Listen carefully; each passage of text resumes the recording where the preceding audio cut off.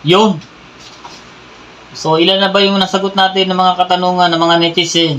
Okay, kitchen utility, assistant cook, second cook, yun. So, dito na tayo.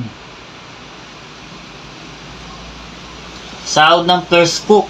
First cook o demi chef. Demi chef de partie o DCDP. Demi chef de partie. Yan, magkano ang sinasahod ng demi chef de partie dito sa company namin? Sagutin natin yan.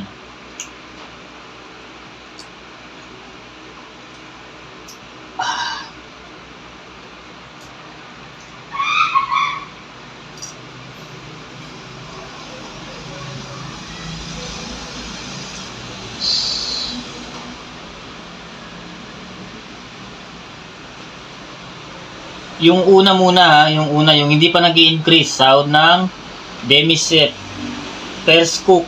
Okay, sahod ng first cook is before, hindi pa nag-i-increase, 1,800. Laki ng lockdown yan mga idol. Times mo sa 58.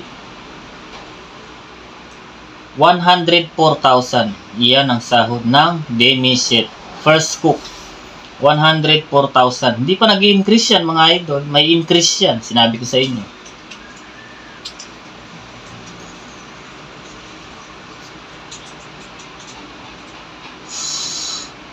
Okay?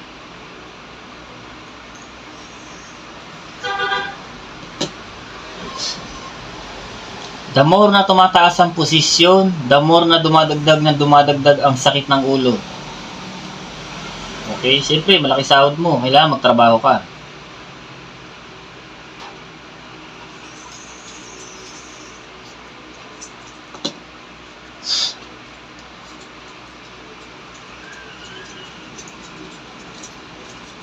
So, ito na yung nag-increase na siya. So, naging ano na siya, 1950 times mo sa 58.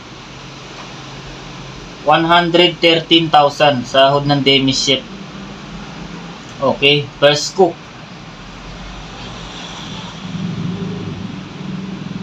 $113,000 divided by mo sa 30 days. 3,700 ang isang araw ng first cook. 3,700 mga idol.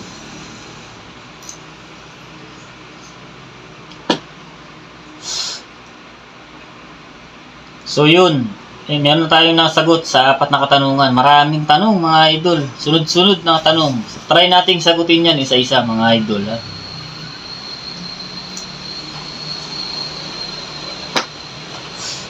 Thank you for watching. Looking forward tayo. Next vlog again.